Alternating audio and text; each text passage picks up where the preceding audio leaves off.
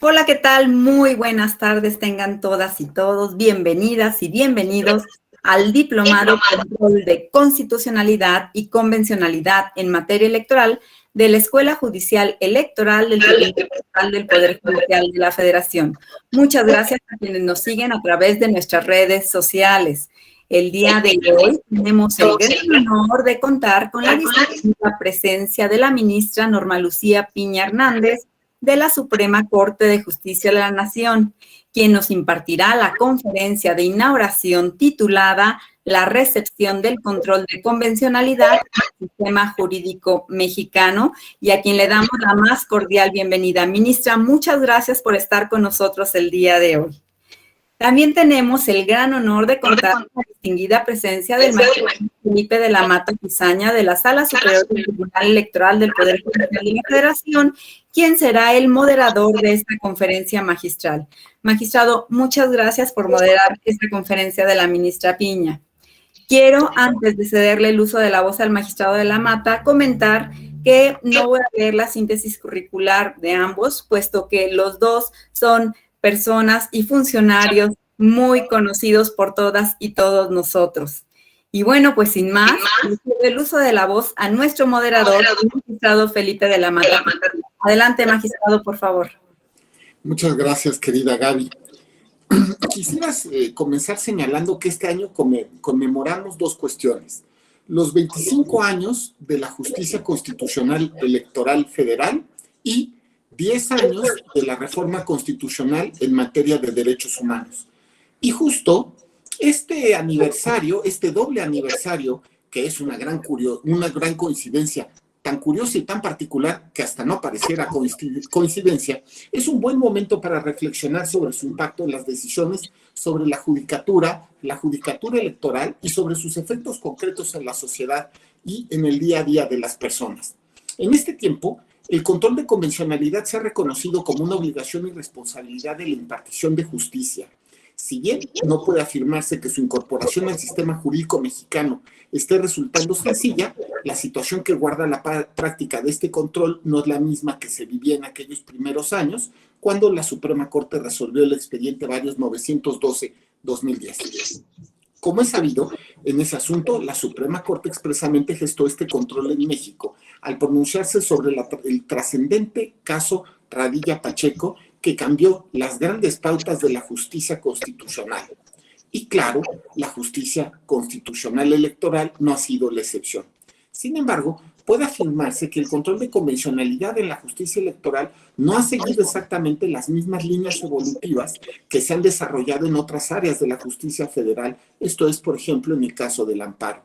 Hay casos previos a la reforma de 2011 que evidencian la aplicación del derecho internacional de los derechos humanos en asuntos electorales, pioneros en ese sentido. El caso de Tanetse o el caso Hank Ron constituyen buenos ejemplos de ello. Históricamente, el tribunal ha aplicado tratados internacionales en numerosos casos con impacto en la inaplicación o en la interpretación de normas de derechos humanos en casos concretos. La jurisprudencia de la Sala Superior en su actual integración tampoco ha sido ajena a esa práctica judicial. Ejemplos de inaplicación son ciertos asuntos relacionados con el derecho de las personas a la no discriminación para integrar órganos de carácter electoral por contar con doble nacionalidad. En esos casos se determinó la inaplicación de la ley electoral que regía la condición jurídica de nacionalidad por nacimiento por revelarse contraria al bloque de derechos humanos. Por otro lado, hay muchos ejemplos de control de convencionalidad consentivo e interpretativo. Pondré solamente un par de ejemplos que me parecen de suma relevancia. Se ha recurrido al parámetro convencional para interpretar la obligación de erradicar la violencia política de género. En un asunto, la Sala Superior llegó a la conclusión que la causa de elegibilidad consistente en el modo honesto de vivir debe interpretarse en el sentido de considerar incluida la acreditación de violencia política por razones de género. Para ello, consideró estándares relevantes establecidos en la Convención Interamericana para prevenir, sancionar y erradicar la violencia para la mujer, también conocida como Convención de Belén del Pará. Más recientemente, destaca el REC 91-2020 y acumulado, en que la Sala Superior volvió a analizar dicha convención. Con base en esos ordenamientos internacionales, los estados deben implementar las medidas apropiadas para eliminar la discriminación y la violencia contra la mujer en la vida política y pública del país, para lo cual deben adoptar las medidas apropiadas para modificar prácticas jurídicas consuetudinarias que respalden la persistencia o tolerancia de la violencia contra la mujer. De hecho, la Corte Interamericana ha sostenido que las medidas de reparación integral en casos de violencia contra la mujer deben tener vocación transformadora de dicha situación, de manera que tengan un efecto no solo restitutivo, sino también correctivo. Y por tanto no es admisible una restitución a la misma situación estructural de violencia y discriminación. Por ello, en un diálogo franco con la Corte Interamericana, en este caso el Tribunal Electoral, ordenó al Instituto Nacional Electoral la integración de un registro nacional de personas infractoras en materia de violencia política en razón de género y determinó que este sistema de registro debería ser nacional, público y para efectos de publicidad, sin efectos constitutivos, pues ello dependerá de las resoluciones y sentencias firmes emitidas por las autoridades electorales. Con la elaboración de ese registro se busca inhibir y evitar el incremento de la violencia contra las mujeres. El control de convencionalidad se demuestra así como una herramienta central para el perfeccionamiento de la justicia electoral en términos de protección efectiva de los derechos políticos. Constituye una clave de corrección en nuestros sistemas procesales y sustantivos de derechos humanos. Así, el proceso permanente de internacionalización es un imperativo también de la justicia electoral mexicana. La responsabilidad del Tribunal Electoral en el sistema mexicano de control difuso de convencionalidad es de la máxima importancia. Llevar a cabo su función de autoridad judicial definitiva en su especialidad, asumiéndose como pieza de cierre en la democratización del sistema político electoral. Así, en el ámbito de su especialidad, ahora el Tribunal Electoral, en la constante búsqueda de transformación de la cultura democrática basada en los derechos humanos. En fin, dicho lo cual, y a manera de breve introducción, me permito agradecer muchísimo la presencia de doña Norma Lucía Piña Hernández, ministra de la Suprema Corte de Justicia de la Nación. Le agradezco muchísimo, estimada ministra, su presencia, y de verdad le agradezco mucho estar en este momento con nosotros en la Escuela Judicial, y dicho eso, ahora sí que cedería su voz. Muchas gracias. Buenas tardes. Es un gusto estar presente con todos ustedes, compartir este espacio virtual con la doctora Gabriela Rubalcaba García, directora de la Escuela Judicial Electoral del Tribunal Electoral del Poder Judicial de la Federación, del doctor Felipe de la Mata Pizaña, magistrado de la Sala Superior del Tribunal Electoral del Poder Judicial de la Federación, del doctor José Alfonso Herrera García, jefe de la Unidad Académica de la Escuela Judicial Electoral del mismo tribunal, pero principalmente es un gusto compartir con ustedes este espacio virtual precisamente con los estudiantes de esta Escuela Judicial Electoral. En primer lugar, quiero agradecer a esta Escuela Judicial del Tribunal Electoral del Poder Judicial de la Federación por la invitación para participar en este diplomado sobre constitucionalidad y convencionalidad en materia electoral y tener la oportunidad de compartir con todos ustedes algunas reflexiones acerca de la recepción del control de convencionalidad en el sistema jurídico mexicano. Voy a hablar brevemente de lo que se ha dado en llamar control de convencionalidad y cuál ha sido su recepción, evolución y estado actual en nuestro sistema jurídico, tomando como referente la jurisprudencia y las tesis de la Suprema Corte de Justicia de la Nación.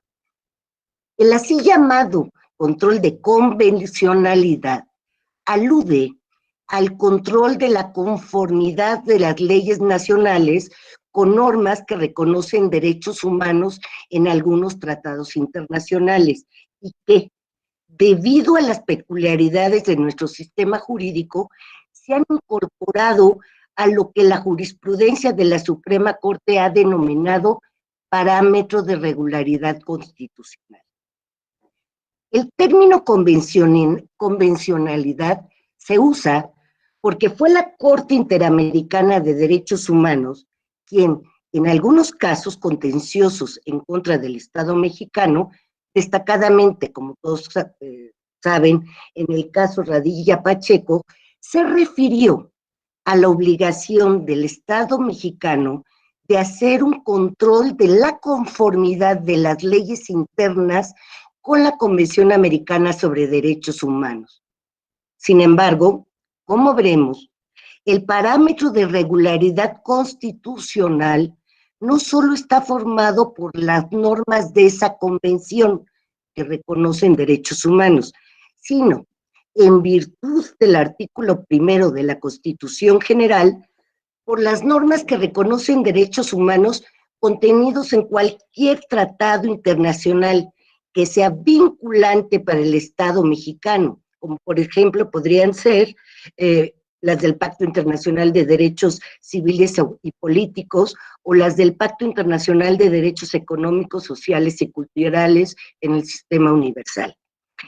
El control de convencionalidad, en virtud del diseño de nuestro sistema jurídico, puede ser considerado una especie de control de constitucionalidad. Por ende, vamos a repasar algunos aspectos fundamentales del control de constitucionalidad. En principio, es preciso detenernos en algo que, aunque puede resultar demasiado básico, no está de más recordar, porque con frecuencia lo más elemental es olvidado, y esto, desgraciadamente, ha dado lugar a diversas confusiones. Así, ¿qué debemos entender por control judicial de constitucionalidad?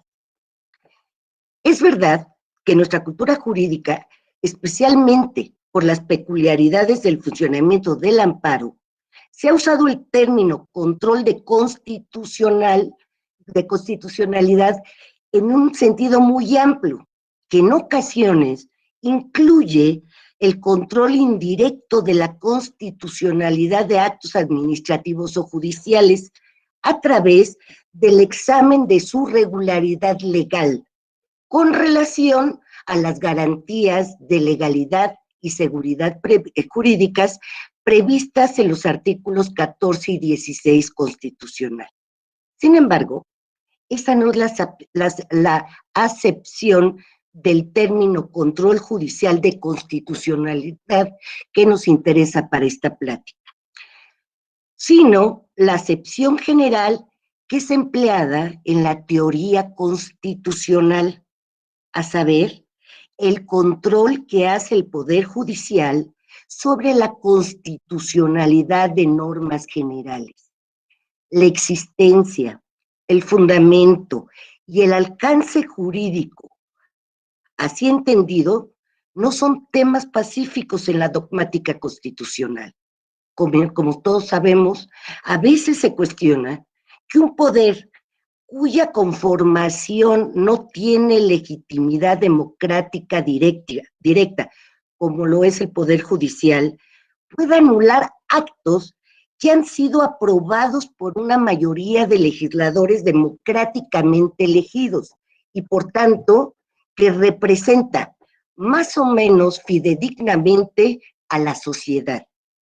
Y si además agregamos que la norma objeto de control ha sido aprobada ampliamente por mecanismos directos de democracia, como una consulta popular o un referéndum, por ejemplo, entonces se cuestionan los partidarios de esta postura, ¿por qué habríamos de fiarnos más del criterio de un juez o de un puñado de ellos respecto de la constitucionalidad de una ley frente al de la mayoría de las personas que serán afectadas por la ley en cuestión, pero también hay una muy amplia mayoría de juristas quienes sustentan la necesidad del control judicial de constitucionalidad de leyes. ¿Y esto por qué? Porque aseguran es un diseño indispensable para garantizar el ideal de una democracia constitucional, aunque entre estos autores hay diferentes teorías. Hay desde quienes limitan el control a la preservación de los derechos que son considerados restrictivos como presupuesto para el funcionamiento de un proceso político democrático, como serían, por ejemplo, los derechos políticos y la libertad de expresión, hasta quienes aceptan un control más amplio que prácticamente todos los derechos fundamentales, incluidos los llamados derechos sociales, pasando también por quienes fundamentan la necesidad del control en un mecanismo de diálogo democrático constante entre los diversos poderes del Estado. En efecto, existen al menos dos elementos fundamentales en el ideal del constitucionalismo o de una democracia constitucional, que si bien tienen una relación estrecha, también se hallan en una tensión permanente. Por una parte, el ideal de una política democrática o de la participación de las personas afectadas en las tomas de decisiones, ya sea directamente o a través de los mecanismos de representación, y por el otro lado, el ideal liberal de poner límites al poder a través de los derechos fundamentales. En este sentido, buena parte de las justificaciones teóricas del control judicial se inscribe en la tensión entre estos dos elementos, es decir, en evitar que las mayorías en el proceso democrático puedan violar los derechos de las minorías y o en socavar los derechos y condiciones institucionales que son presupuestos del propio funcionamiento de una sociedad democrática.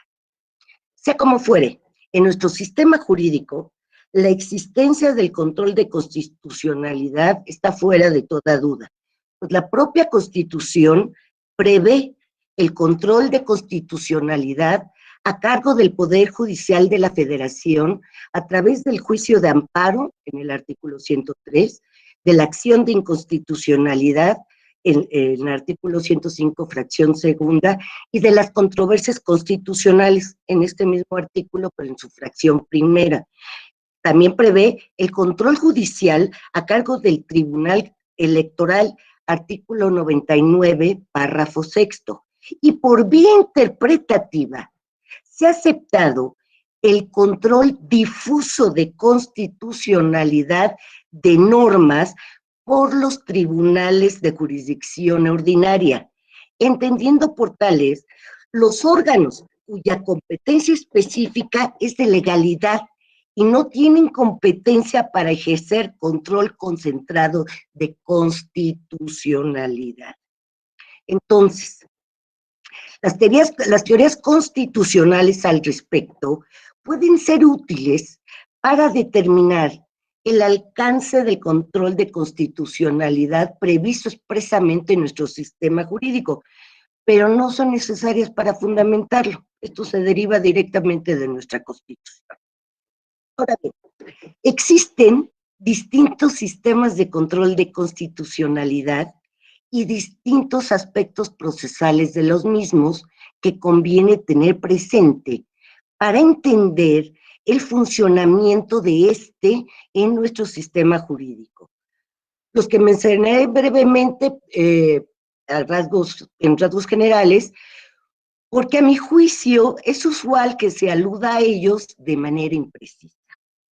En un sistema de control difuso de constitucional puro, se deja en manos de todos los jueces de jurisdicción ordinaria la protección de la Constitución, de manera que no existen jueces especializados que concentren la competencia para controlar la constitucionalidad de normas generales, sino que cualquier juez ordinario es a la vez juez constitucional y puede controlar incidentalmente la constitucionalidad de las normas que aplicará en los procesos ordinarios o de legalidad, con efectos únicamente entre las partes, consistentes en la inaplicación, en el caso concreto, en el supuesto que fueran estas normas inconstitucionales. Por otra parte, en un sistema concentrado puro, conviven jueces de jurisdicción ordinaria que no tienen competencia para hacer control de constitucionalidad de normas. Son los jueces constitucionales que concentran la competencia exclusiva para hacerlo. De ahí el nombre precisamente del sistema concentrado.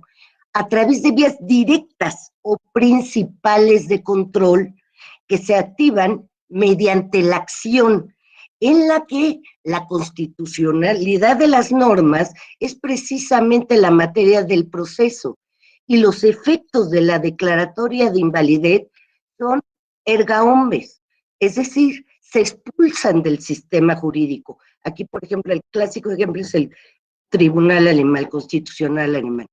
Existen también sistemas que no son concentrados ni difusos, como el nuestro actualmente, en los que se da una cierta combinación de los rasgos anteriores, que debido a esto, en un principio, y a raíz de la reforma constitucional y del caso Radilla, se le llegó a llamar coloquialmente como un sistema confuso, porque no era ni concentrado ni difuso, era confuso.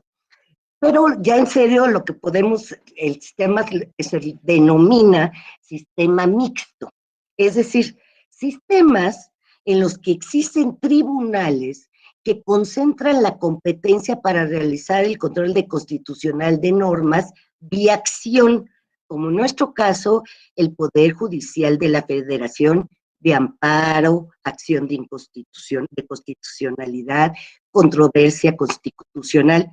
Y a la vez también existen tribunales de jurisdicción ordinaria que tienen competencia para realizar un control difuso de constitucionalidad vía incidental de las normas involucradas en los procesos ordinarios de legalidad para los que tienen esa competencia específica. En ese sentido, el control de constitucionalidad puede realizarse de acción directa o principal cuando la norma es el acto impugnado y la materia del medio de control constitucional, o vía indirecta o incidental, cuando la norma general no es el acto impugnada ni la materia propiamente del juicio, sino que fue aplicada esa ley en el acto que se está impugnando.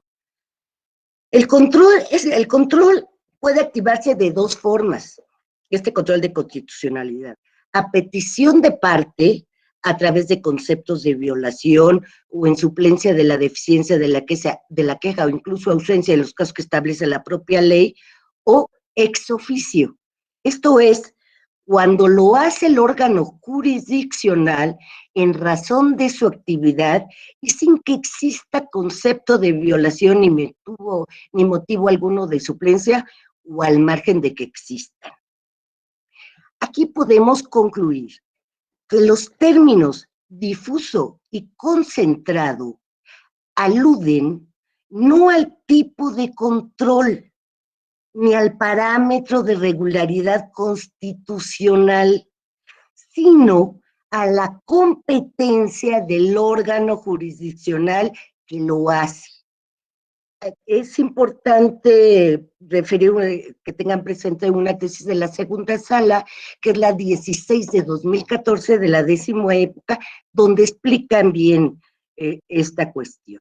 Ahora, retomando, podemos concluir que nuestro sistema de control de constitucionalidad existen jueces que concentran la competencia para hacer control de constitucionalidad por vía de acción directa principal.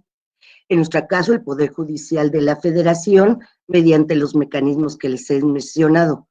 Por lo que se trata de órganos de control concentrado.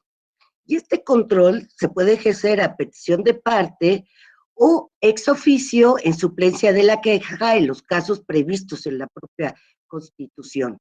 Y el resto de los jueces ordinarios que carecen de competencia para hacer control constitucional por vía de acción directa o principal, pero no obstante, están obligados a ejercer ex oficio e incidentalmente un control de constitucionalidad de las leyes en los asuntos ordinarios que conocen.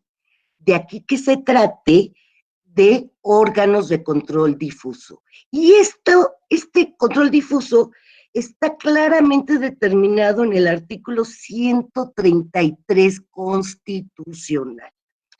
La admisión de alguna forma de control difuso de la Constitución por parte de los jueces ordinarios ha sido en la jurisprudencia de la Suprema Corte muy variante durante todo el siglo XX, pues ha oscilado desde admitir la posibilidad de un control difuso hasta excluirla con distintos matices intermedios. Por ejemplo, en abril de 1919, el Pleno estableció que todas las leyes que se opusieran a lo dispuesto en la Constitución no debían ser obedecidas por ninguna autoridad. Y esto lo basaba precisamente en el artículo 103 de la Constitución, y la tesis de referencia llevaba por rubro Constitución, imperio de la. En mayo de 1934, la segunda sala estableció una tesis aislada con el rubro Constitucionalidad de ley, la cual reflejaba un criterio consistente en que, conforme al artículo 133 de la Constitución, todos los jueces de la República tenían la obligación de sujetar sus fallos a los dictados de la misma, a pesar de las disposiciones que en contrario pudieran existir en otras leyes secundarias. Al año siguiente, en agosto de 1935, la misma sala señaló que los únicos que podían determinar la inconstitucionalidad de algún precepto eran los tribunales de la Federación.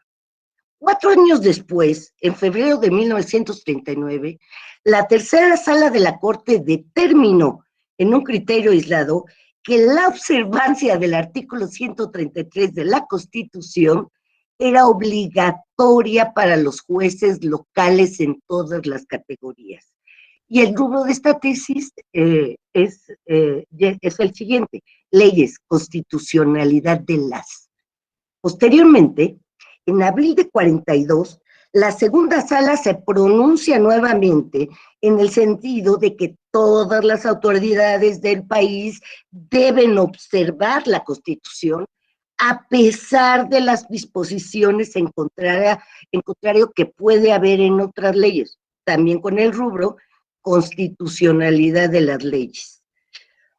En el año de 49, la segunda sala emite un criterio contrario a las anteriores, en donde vuelve a sostener que solo las autoridades judiciales de la Federación pueden conocer de problemas de constitucionalidad.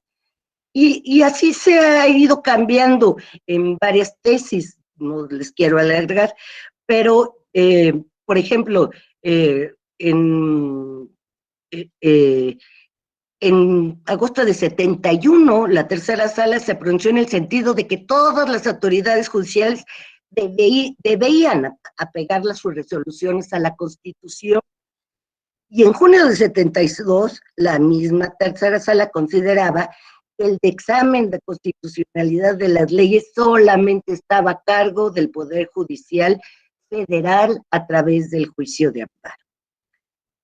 En este mismo punto, el Pleno se pronunció a principios de este siglo, en las tesis 25 de 2002 y 26 de 2002, en el sentido de que el entonces Tribunal Electoral del Poder Judicial de la Federación no podía, en ningún caso, pronunciarse acerca de la constitucionalidad de leyes electorales por no ser impugnables ante él.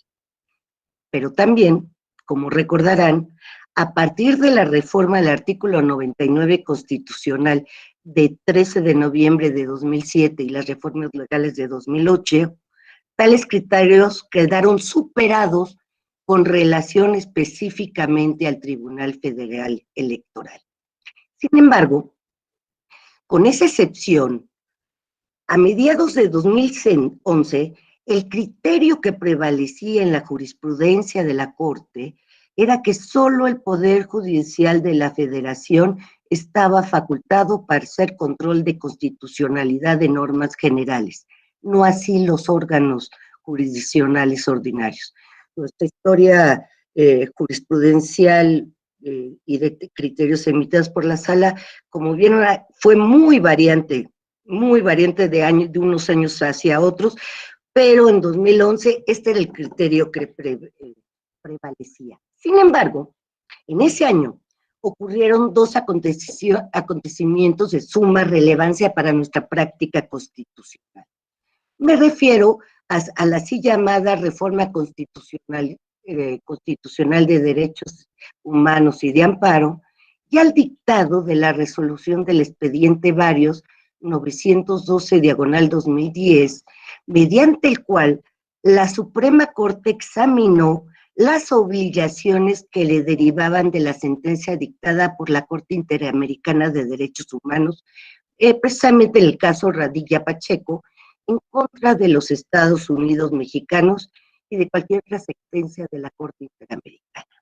Estos dos acontecimientos son claves para entender el control de convencionalidad de nuestro sistema, pues significaron el abandono del criterio jurisprudencial mencionado y la reintroducción del control difuso de constitucionalidad a cargo de los órganos jurisdiccionales ordinarios y, sobre todo, fundamentaron en nuestro sistema el control de convencionalidad, pues permitieron ajustar y redefinir el parámetro de regularidad constitucional para ese efecto a través de la interpretación del reformado artículo primero constitucional y en cualquier otro tratado internacional de derechos humanos como normas fundamentales del sistema.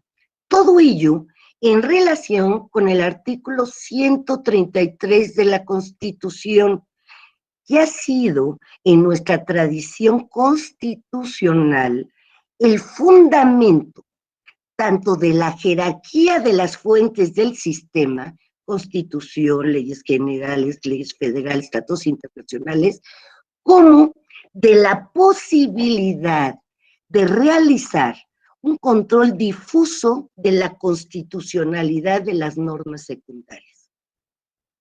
En esta reforma de 2011 hay dos normas que cobran especial relevancia, el artículo primero y el artículo 103, fracción primera.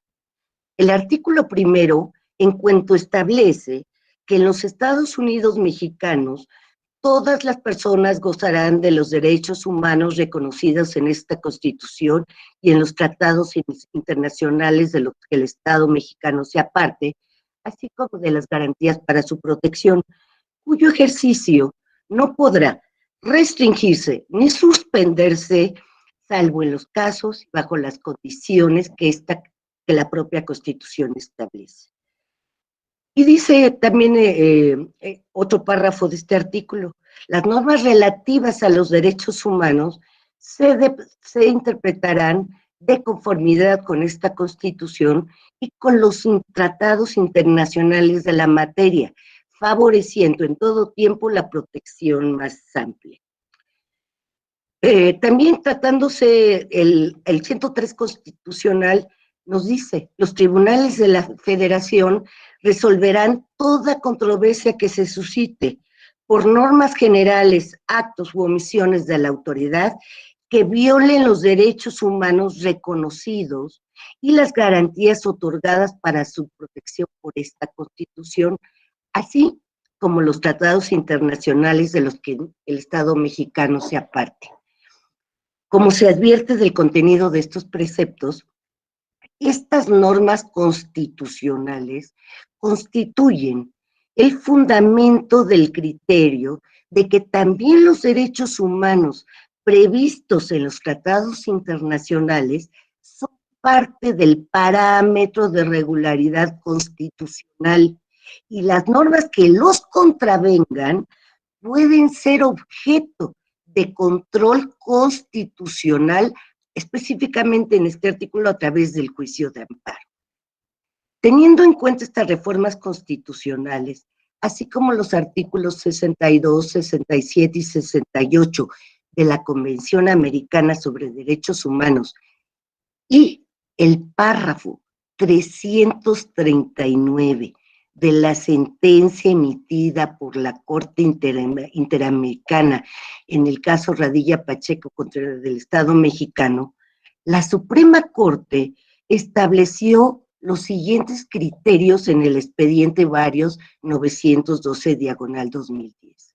Primero, las sentencias de la Corte Interamericana de Derechos Humanos en que el Estado mexicano haya sido parte son obligatorias en virtud de las normas del tratado.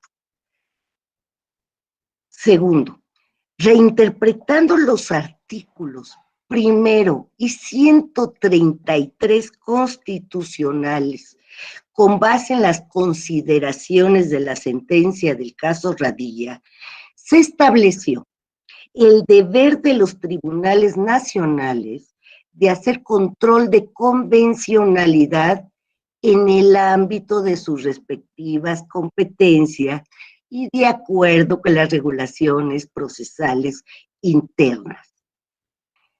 En este sentido, el modelo de control de constitucional resultante es el siguiente: los tribunales del Poder Judicial de la Federación son los únicos competentes para hacer control concentrado de constitucionalidad, de amparo, acción de inconstitucionalidad y controversia constitucional. Este control se hace vía acción mediante solicitud de parte o en suplencia de la queja en los casos establecidos en la ley. Las normas son el objeto del proceso y el resultado es la declaratoria de invalidez de la norma y su expulsión del sistema jurídico en amparo, atendiendo al principio de relatividad con relación al quejoso, o entidad actora en algunos casos en la controversia constitucional, o con efectos erga omnes, tratándose de la acción de inconstitucional. Otro punto: el Tribunal Electoral de la Federación debe hacer control de constitucionalidad en los términos del artículo 99, párrafo 6 constitucional y de la legislación secundaria, y puede inaplicar las normas que considere inconstitucionales en el caso concreto, sin que por ningún motivo pueda expulsar las normas del sistema. El resto de los tribunales jurisdiccionales, sean formalmente administrativos o judiciales, deben realizar ex oficio control difuso de constitucionalidad de las normas que, en virtud de con su competencia de legalidad, están facultados para aplicar, es decir, las que ellos van a aplicar, si consideran que es inconstitucional, entonces las pueden inaplicar sin que puedan expulsarlas del sistema.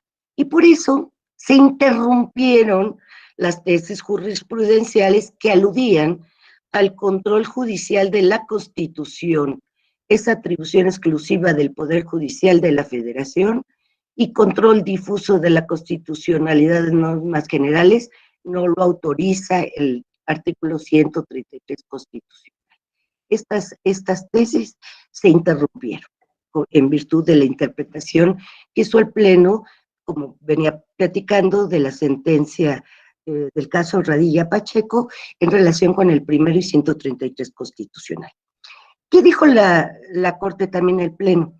El resto de las autoridades que no son tribunales jurisdiccionales, como las administrativas o las legislativas, evidentemente no pueden realizar control de constitucional alguno de las normas que aplican, pero sí deben procurar, en todo caso, interpretar las normas de manera conforme con la Constitución y con las normas que reconozcan derechos humanos previstos en los tratados internacionales vinculantes para el país. Otro punto, al ejercer control de constitucionalidad y convencionalidad, los tribunales jurisdiccionales deben ejercer la autorrestricción, agotando las posibilidades de realizar, primero, una interpretación de la norma conforme con la Constitución y los derechos humanos previstos en los tratados internacionales, para evitar su inaplicación o invalidación. Y solo en caso de que esto no sea posible, entonces, inaplicarla cuando se trate de control difuso, o bien declarar su inconstitucionalidad cuando se trate de control concentrado. El resultado de esta reforma constitucional y su interpretación en la jurisprudencia de la Suprema Corte constituyó un punto de inflexión en nuestras prácticas jurídicas, sentando las bases para el desarrollo de una cultura jurídica genuinamente constitucionalista. En el sentido que mencioné, pues las autoridades jurisdiccionales se tomaron en serio su deber constitucional de proteger los derechos humanos y en principio como comenzaron a tomar un papel muy activo al respecto, lo que por cierto no estuvo exento de ciertos excesos, pues algunos tribunales asumieron inicialmente un desaforado activismo judicial rayado en una actitud justiciera, ignorando las restricciones institucionales justificadas que son necesarias para asentar una práctica jurídica robusta de tutela de los derechos humanos. Por suerte, este frenesí inicial ya ha disminuido notablemente. Ahora, aunque inicialmente cobró cierta relevancia la alusión al término de control de convencionalidad, actualmente ha caído en cierto desuso, al no ser del todo acertada esta distinción, sobre todo en la práctica judicial, pues en esta, cuando se habla de control de constitucionalidad, se alude al control que tiene como parámetro tanto la Constitución mexicana como la Convención Americana sobre Derechos Humanos y cualquier otro tratado internacional en que el país sea parte y en los que se reconozcan derechos humanos. Pues en términos de lo dispuesto por el artículo primero constitucional y en la contradicción de tesis 293 del 2011, los derechos humanos contenidos tanto en la Constitución como en los tratados internacionales suscritos por nuestro país, constituyen en nuestro sistema jurídico el parámetro de regularidad constitucional. Por lo tanto, la distinción entre control de constitucionalidad y convencionalidad, si bien, a mi juicio, tiene un valor pedagógico y académico, considero que no es del todo acertado en el lenguaje judicial, pues en nuestro sistema jurídico, ambas nociones, uno de origen interno y otro de origen internacional, pero ambas están contenidas en la de control de constitucionalidad como parámetro de su regularidad, al margen de que se ejerza control concentrado o difuso según la competencia de cada órgano en términos del 133 constitucional. Recapitulando, es importante destacar que el así llamado control de convencionalidad es una forma de aludir simplemente a la modificación del parámetro de regularidad constitucional en nuestro sistema jurídico, pues ahora este parámetro está conformado no solo por las normas constitucionales, sino también en función de los artículos 1 y 103 constitucionales, por las normas de derechos humanos previstas en tratados internacionales vinculados para el Estado mexicano. Por lo demás, ese control solo puede ser ejercido por los tribunales en el ámbito de sus competencias y de acuerdo con las regulaciones procesales respectivas. Esto es, en vías concentradas por acción, a petición de parte o en suplencia de la queja cuando así se establece por la ley, o bien de manera difusa en los procesos de legalidad ordinaria y de manera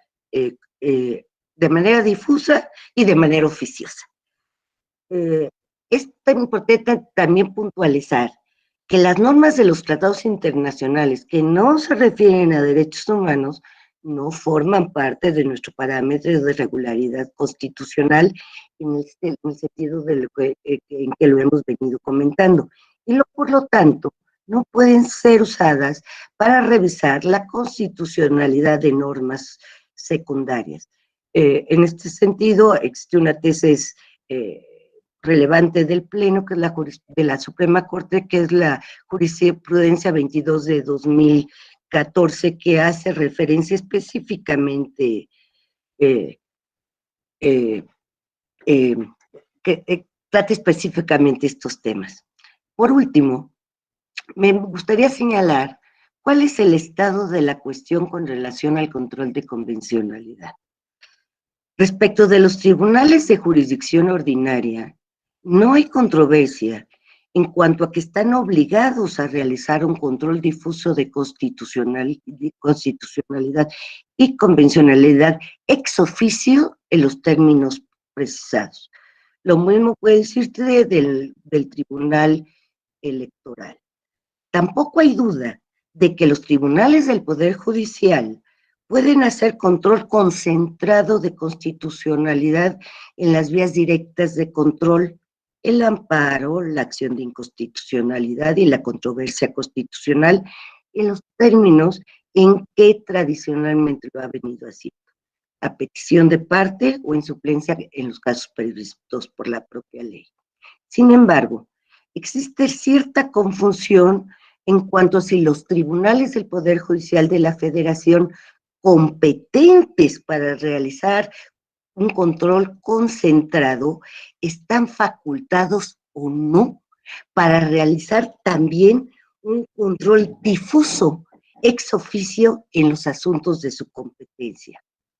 Al respecto, no hay todavía un criterio vinculante de la Suprema Corte de Justicia de la Nación que zanje esta cuestión, pero podemos advertir por lo menos tres posturas distintas.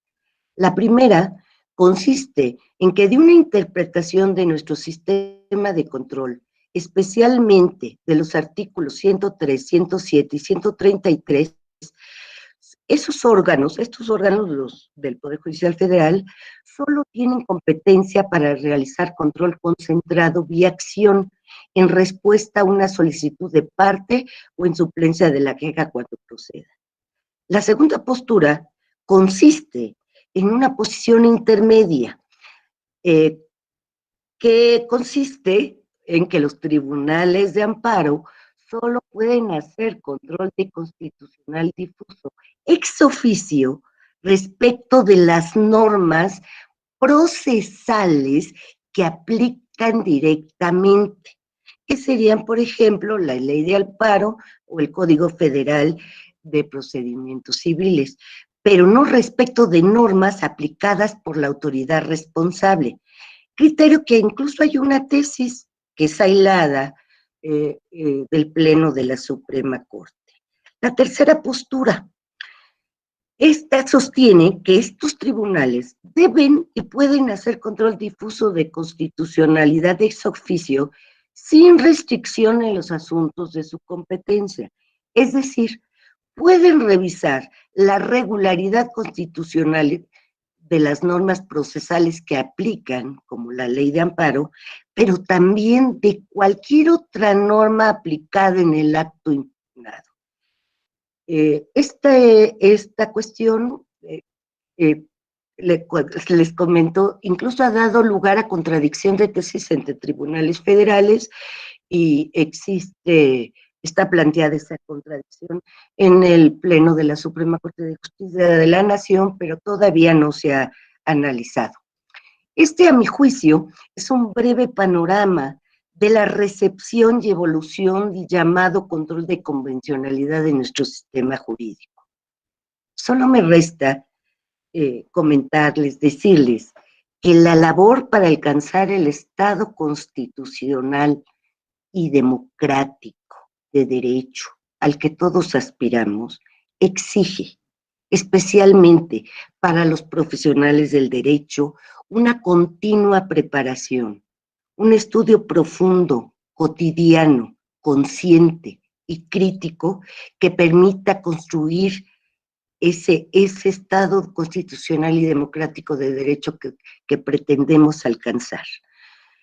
Lo que requiere además un compromiso serio y firme de quienes hacemos operativo el sistema de justicia, no solo de los órganos estatales, sino también de los postulantes que acuden a ellos en ejercicio de su profesión, porque no debemos olvidar que es obligación de toda la sociedad respetar y hacer valer nuestra Constitución.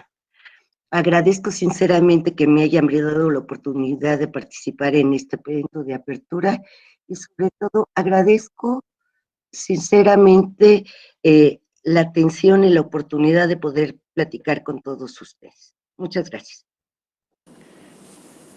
Ministra, muchísimas gracias. Te agradecemos mucho esta plática donde nos has brindado este panorama y donde nos han surgido muchísimas dudas. La verdad es que yo voy a poner dos ideas que me surgen de esta conversación. La primera cuestión, que es en torno a la noción de democracia, que nos debe quedar claro que la democracia no es solamente el establecimiento, digamos así, de las nociones o de los principios de las mayorías, sino que es fundamentalmente también, al mismo tiempo que la determinación de quién, digamos, tiene la mayoría, también implica el respeto irrestricto a los derechos de las minorías. Y esto se relaciona, por supuesto, con lo que la doctrina ha llamado el poder contramayoritario de la judicatura. Y esto en materia electoral ha sido especialmente rico en las últimas semanas, porque, por ejemplo, establecimos hace poco más de un mes una sentencia en la cual le ordenamos al Instituto Nacional Electoral que estableciera acciones afirmativas en la nueva integración de las cámaras de diputados. No nada más las ordinarias de género, no nada más las de indígenas, sino que estamos abriendo esto a temas que tienen que ver con discapacitados, afromexicanos y otras minorías. Y por supuesto me encantó esto, lo del sistema confuso de control de constitucionalidad, porque en electoral es todavía más confuso, ¿no? O sea, porque además aquí tenemos que inclusive las autoridades administrativas pueden llevar a cabo control de constitucionalidad, lo cual es, diría yo, totalmente exótico. Porque aquí el Instituto Nacional Electoral, en términos de la propia normatividad, puede aplicar o desaplicar, digamos, por ejemplo, los estatutos de los partidos en tanto que los puede aprobar o no para su ejercicio, lo cual sin duda es algo muy interesante, pero también exótico.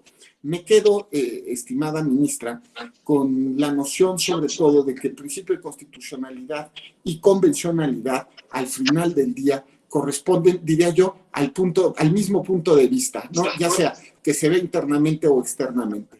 Ministra, te agradecemos mucho tu conferencia. Estoy seguro que todos los alumnos han tenido una gran oportunidad de poder charlar contigo y de todo corazón, de verdad, te agradecemos mucho tus palabras. Muchas gracias. Gaby, te cedo el uso de la voz.